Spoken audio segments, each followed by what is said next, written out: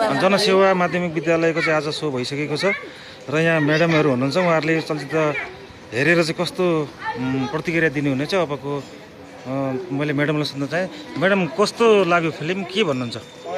Film चाहिँ एकदमै राम्रो उत्कृष्ट बनेको छ। हाम्रो ऐतिहासिक विषयवस्तुमा आधारित होइन, यो नालापानी फिल्म चाहिँ एउटा देशभक्तिको भावना जगाउने फिल्म रहेछ र हामी विद्यार्थी लगायत सम्पूर्ण शिक्षकहरू चाहिँ फिल्मप्रति अत्यन्त सन्तुष्ट भयौँ होइन। यो चाहिँ एकदमै राम्रो बनेको रहेछ, सबैले हेर्नै पर्ने रहेछ। विशेष त विद्यालय तहका बालबालिकाहरूलाई होइन एउटा देशभक्तिको भावना जगाउनको लागि मनोरञ्जन प्लस देशभक्तिको भावना जगाउने दुवै उद्देश्य चाहिँ परिपूर्ति हुने खालको रहेछ। हजुरहरूलाई पनि हार्दिक शुभकामना सफलताको लागि। हजुरलाई कस्तो लाग्यो भन्नु त? एकदम राम्रो, एकदम राम्रो, एकदमै आफ्नो देशलाई अनि जोगाउनको लागि, नेपाल नाम रहनको लागि पहिलाका वीर पुर्खाहरूले कसरी लडेका रहेछन् भनेर एकदम चाहिँ यो विद्यार्थीहरूले चाहिँ देख्न पाए। एकदमै अत्यन्त राम्रो। म्याडमलाई कस्तो लाग्यो? नमस्ते, एकदमै राम्रो लाग्यो। फर्स्ट अफ अल हजुरलाई एकदमै बधाई दिन चाहन्छु, यति राम्रो फिल्म चाहिँ बनाइदिनु भयो। विशेष गरी म चाहिँ सामाजिक अध्ययनकै शिक्षक र सामाजिक अध्ययन विषयसँग सम्बन्धित नै भएको कारणले गर्दाखेरि बच्चाहरूको लागि पनि एकदम फ्रुटफुल भयो, टिचरको लागि पनि एकदम फ्रुटफुल भयो। प्लस यो फिल्मको विषयमा चाहिँ हामी अरू टिचरहरू स्टुडेन्टलाई पनि हामी प्रचार गर्दैछौँ। Thank you so much. सरलाई कस्तो लाग्यो? धन्यवाद। यो एकदमै राम्रो लाग्यो, यसमा चाहिँ इन्ट्रेस्टिङ। पहिले परापूर्व कालदेखि चाहिँ हाम्रो इतिहासमा चाहिँ पुर्खाहरूले चाहिँ कति देशको लागि चाहिँ कति आफूले आफ्नो योगदान जीवन बलिदान दिएका रहेछन् भन्ने कुरा चाहिँ यसमा चाहिँ प्रादुर्भाव देखियो। यसको लागि हामीहरूले चाहिँ देशको लागि चाहिँ केही पनि गर्न सकेका छैनौँ कि भन्ने पनि कुराको उल्लेख गरेको पाइन्छ। यसले चाहिँ देशभक्तिका साथै आफ्नो देशको रक्षाको लागि चाहिँ हामीले चाहिँ आफ्नो ज्यानलाई पनि बलिदान दिनुपर्छ भन्ने कुरा चाहिँ यो फिल्मले देखायो। अझै यो फिल्म चाहिँ धेरै राम्रो लागेको छ। धन्यवाद।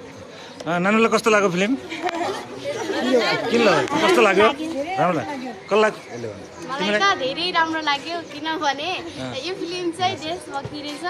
अनि यस्तो यो फिल्म चाहिँ स्कुलका विद्यार्थीले सबैले हेर्नुपर्छ, हामी जस्ताले। अनि यो फिल्ममा चाहिँ यो यस्तो शहीदहरूले चाहिँ आफ्नो ज्यानको बलिदान दिएर हाम्रो देशलाई मातृभूमिलाई बचाएका छन्। कति भन्न चाहन्छु। तिमी के भन्छौ? मलाई चाहिँ एकदमै राम्रो लाग्यो यो फिल्मले गर्दा होइन। मेरो मनदेखि नै भन्छु, यस्तो राम्रो फिल्म सबै नेपालीहरूले यही किसिमको फिल्म बनायो भने नेपाली कहाँ पुग्नेछ सोच्नै सक्दैनौँ। मुटुदेखि नै राम्रो लाग्छ यो फिल्म चाहिँ। अरू के भन्छौ? नेपालीको वीर, नेपालीहरूको पुर्खाको वीरता देखाएको छ। यो फिल्म चाहिँ एकदम राम्रो छ। हामी विद्यार्थीहरूले जसले पनि आफ्नो देशभक्तिको लागि, देशभक्ति हाम्रो पुर्खाहरूले कस्तो गरेका रहेछन् भनेर हेर्न देखाएको छ। अनि यो फिल्ममा चाहिँ हाम्रो पुर्खाहरूको योगदान बलिदान देखाएको छ। अनि यो फिल्म चाहिँ अरू के भन्छ? धेरै राम्रो लाग्यो। मलाई पनि धेरै राम्रो लाग्यो। यो फिल्म चाहिँ हामीहरूले आफ्नो देशको लागि केही गर्नुपर्छ भन्ने मनमा जग्गा आउँदो रहेछ र यो फिल्म हामी सबै विद्यार्थीले हेर्नुपर्छ। त्यतिखेर बनाएको लागि यो बनाउन हामीलाई डाक्टर साहब हामीलाई यो बनाउन कति 7 वर्ष लाग्यो। 7 वर्ष। हामी धेरै ठाउँहरू बनाएको छौँ, किन ठाउँको अलग देखाउनु, किल्ला देखाउनु पऱ्यो, जङ्गल देखाउनु पऱ्यो।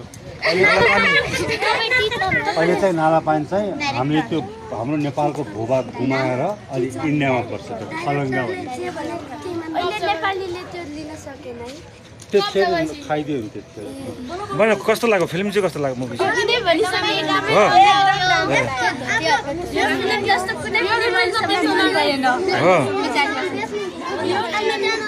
अब सबैलाई यो धेरै धन्यवाद हामीलाई यो फिल्म देखाउन ल्याएकोमा चाहिँ। ल ठिक छ।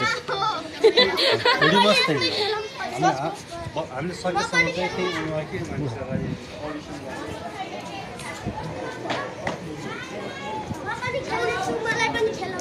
खेल्ने? ल ल हो। कस्तो लाग्यो? कस्तो लाग्यो नानीहरूलाई राम्रो लाग्यो नि It is too much amazing. हो ल बाई बाई